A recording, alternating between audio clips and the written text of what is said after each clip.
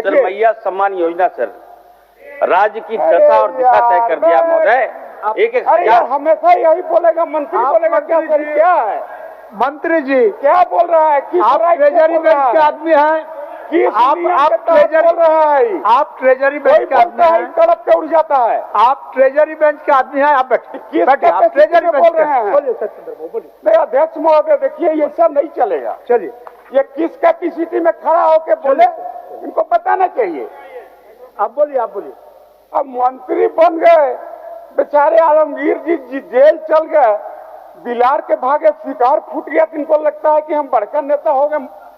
छोड़िए हम उस पर नहीं जाएंगे, इनको समझाइए थोड़ा, सिखाइए कुछ। चलिए चलिए तिवारी। अध्यक्ष महोदय मैं जो अभी बात कह रहा था, अगर एसएचजी के महिला को 1500 मिल रहा है, उनको कम से कम 6000 तो करिए।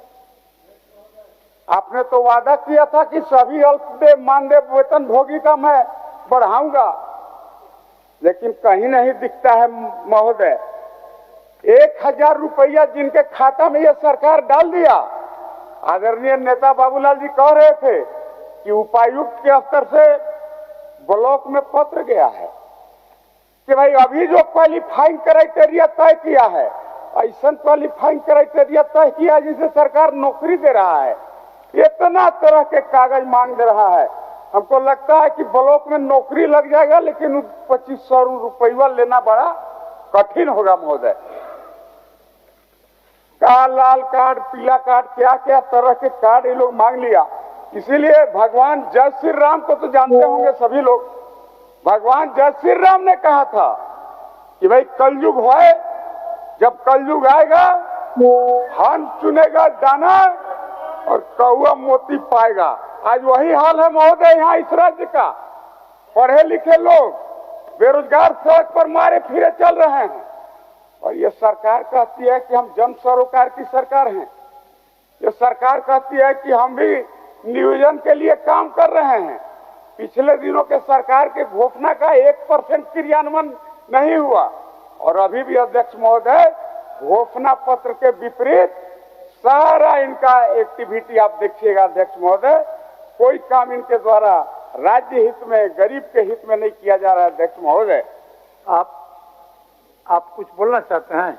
एक सेकंड में बोल लीजिए। समय बहुत सीमित समय है। माननीय दल के तरफ से 2-3 आदमी का नाम आया है। महोदय, माननीय सदस्य महोदय जो कह रहे हैं मैया सम्मान योजना का, मैया सम्मान योजना गढ़वा और जिले में करीब हमको लगता है 90% हो चुका है, 10% बचा है महोदय। 90% हो चुका है, 10% बचा है। और मैया सम्मान योजना का ही देन है कि पूरे झारखंड में जो है आज झारखंड में जनादेश मिला है। और ये कह रहे हैं गढ़वा जिला की जो चर्चा कर रहे हैं महोदय, हो गया राजा साहब। चल इसलिए राजा साहब मंत्री बनते बनते रह गए, टुकुर देखते रह गए। चलिए यही लक्षण इनका खराब है महोदय। अपना बात रखिए ना, आप काहे उलझ रहे हैं? अपना बात रखिए।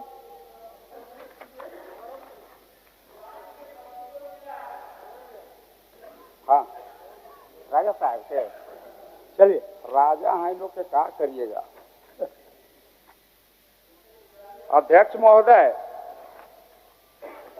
मैं मुख्य बात कहना चाहता हूं, ये जो अनुपूरक लाया गया है, आप इसमें देखेंगे मैया सम्मान योजना में 6000 करोड़ रुपया जमा करने के लिए इन्होंने अटेंडम अनाप शनाप, उसमें कोई विजन नहीं, और कई महत्वपूर्ण खास विभाग के बजट में इन्होंने कटौती कर दिया। जो जन कल्याण की योजनाएं थी उस योजना में इन्होंने किसी में 20% काट दिया, किसी में 10% काट दिया, किसी में 5% काट दिया। और अध्यक्ष महोदय आप सिर्फ चुनावी वादा को पूरा करने का नौटंकी कर रहे हैं, करिएगा नहीं भी गारंटी है, क्योंकि आपने जो मानक तय किया है उसमें कोई महिला क्वालिफाई, हमें लगता है 1-2% ही महिलाएं उसमें क्वालिफाई कर पाएंगे अध्यक्ष महोदय। इसीलिए हम कहे कि इसीलिए कहे अध्यक्ष महोदय उस चीजों को काफी गंभीरता से देखने की आवश्यकता है।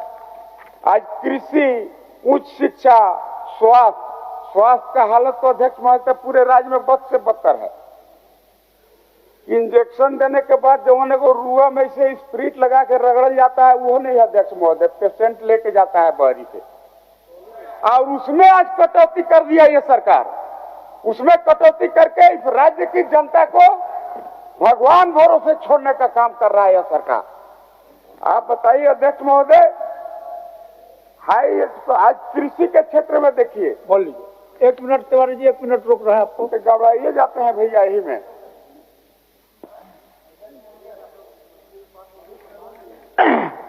अभी सदन के अंदर एक कहावत कहा गया अध्यक्ष महोदय, तो मेरी जिज्ञासा है कि क्या माननीय मंत्री स्वास्थ्य